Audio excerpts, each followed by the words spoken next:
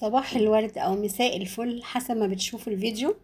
النهارده بقى هعمل معاكم الترند اللي مكسر الدنيا، وهو ترند الكريب. ترند الكريب الملفوف كتير اتعمل، فانا قررت ان انا اعمله واقول لكم رايي ايه فيه. احنا هنا عملناه وبنلف اهو، بيتلف معانا بكل سهوله ومستوي ولا لزق ولا اي حاجه. بعد ما قطعناها ولفيناها كده هنحطها في الطبق ونشوف الجمال والحلاوة. عملنا ترند الكريب الملفوف وطلع معانا خطير. هدوق بقى كده حتة معاكم واقول لكم طعمه ايه.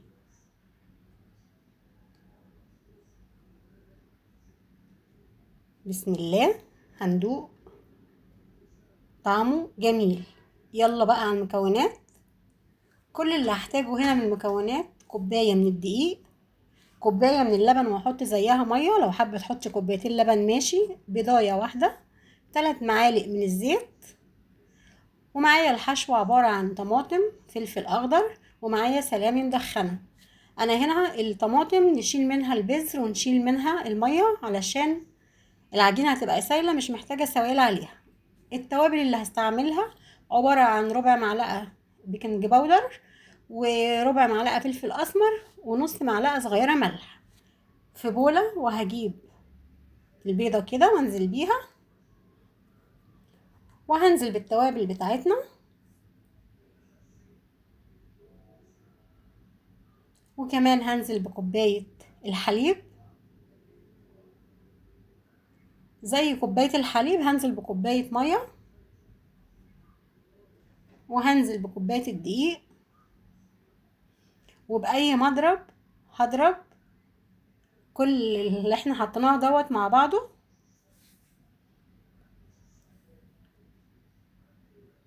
حتى لو مش عندك المضرب السوسة دوت ومضرب يدوي عادي، اضربي برضو بيه، العجينة هتطلع زي الفل. انا هنا ما استعملتش الخلاط خالص، واستعملت المضرب اليدوي. العجينة هنا حسيت ان هي خفيفة، فنزلت عليها بمعلقة كبيرة هرمية، وهقلب كده تاني.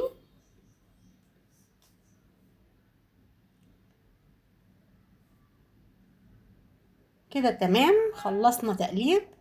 هجيب بقى سباتيولا وهلم كده الجوانب. وهنا بوريكم سمك العجينة عامل ازاي، زي سمك الكريب بالظبط. هركنها شوية كده حوالي 10 دقايق. وانا هنا مولعة الفرن. هجيب الصينية اللي هستعملها وادهنها دهنة زيت، ممكن تستبدلي الزيت بسمنة بس انا هنا استعملت زيت.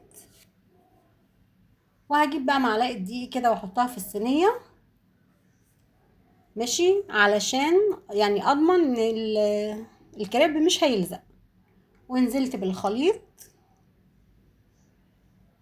مش هنسيب حاجة من الخليط طبعا، بالسباتيولا كده، وهنزل الخليط كله.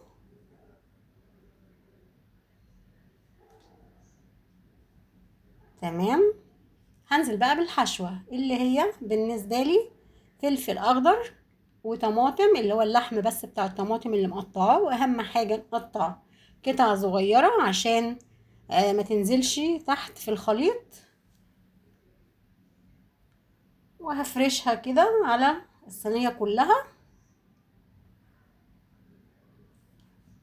لو وصلتوا معايا لغاية هنا ما تنسوش تشيروا الفيديو، تحطوا لايك، اهم حاجة اللايك يا حبايبي، وتعليق حلو منكم كده. انا هنا حطيت الجبنة الموتزاريلا، شايفين الجمال والحلاوة. هنا نسيت الزيتون، فحطيت زيتون، شوية زيتون كده على الوش، ودخلتها الفرن. وبعد ما خدت كده لون واستوت طلعتها من الفرن، اهي زي الفل بصراحة خطيرة. هنا بختبرها والسكينة طالعة فاضية زي الفل.